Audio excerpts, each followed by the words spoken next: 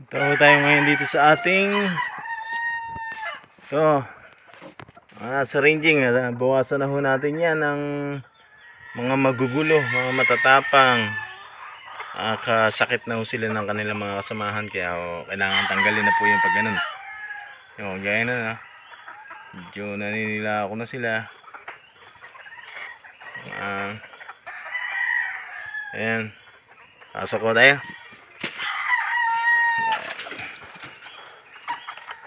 Pasok.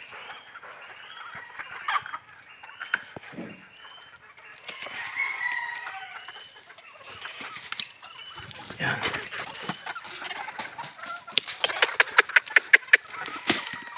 Maganda na rin tong male simsats. Ayan, ito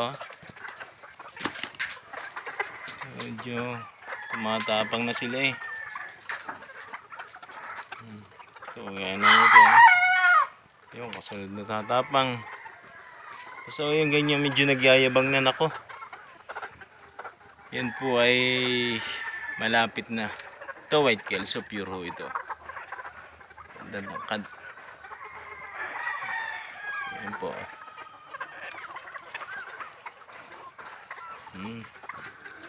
Ito so medyo laki.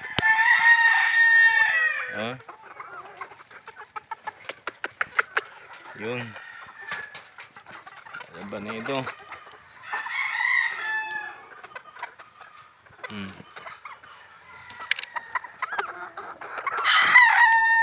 Crosses po yan.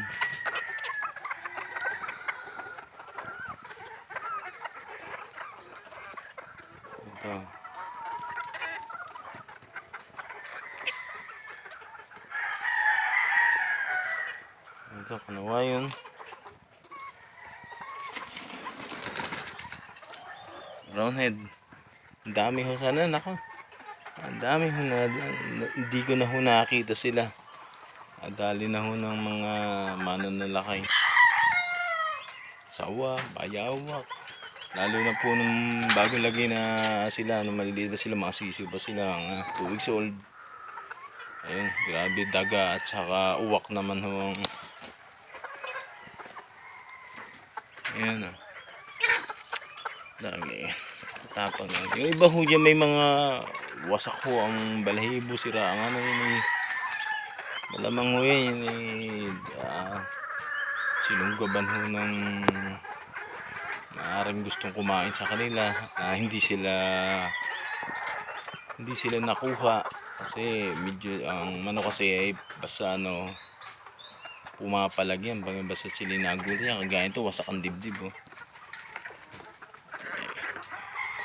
kita mo malamang yan yung ganyan mga sawa ho yan. Sawa kasi nakita ko kung paano sumalakay dami na ho ako nakahuling sawa dito. Ito white kelso, itong ganda ho, pure white kelso, tangkad.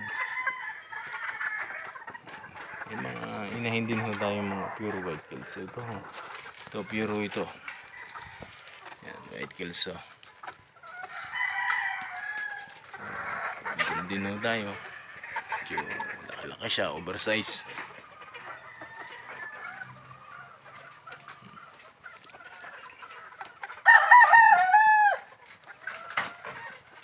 Pinakain na pala ang aking. Papakita ko sa inyo ito sumisinunggaban dito ng sawa sa dibdib. Ayan, ito po muntik na siyang malumod. Ayan wasak muntik na talaga malumod yun. Pinagkagatan yun sa dibdib. Buti nahuli ko ho yung sawa. Yan, kaya lulumod din na ho siya. Naapit na siya, buti siya nagpalag, nakaalpas. Hindi siya nalumod. Nalingkis na ho siya, pero hindi naman ho nalingkis na talagang natuluyan. Kasi nakaalpas ho siya. Ayan, wasak ho ang dibdib. Yung pinagkagatan ho.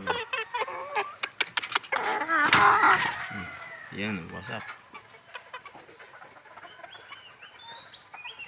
Pure pa naman siya, white kelso.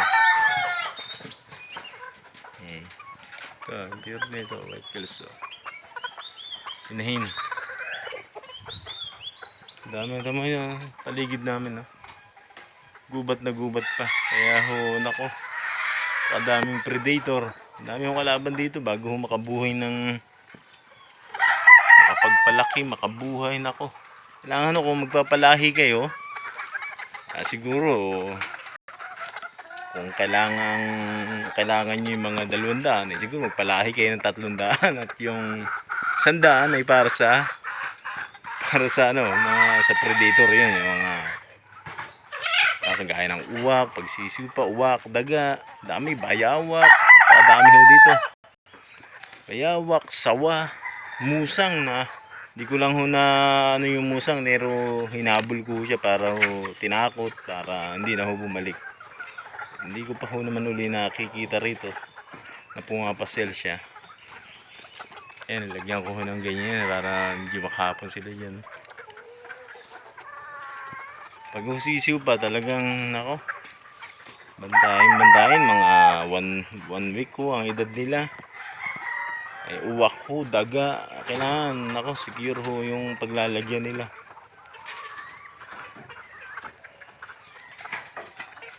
Lapit na ho silang arbis na natin sila. Yung iba natanggal ko na dito, talagang masyadong matatapang na. Laban na nga ho sa mga nakatali yung kaya.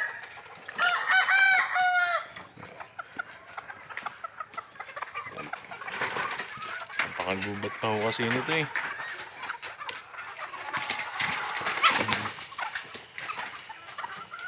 Gubat na gubat pa.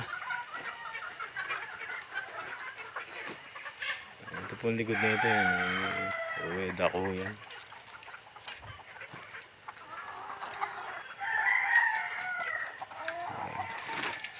Sige po.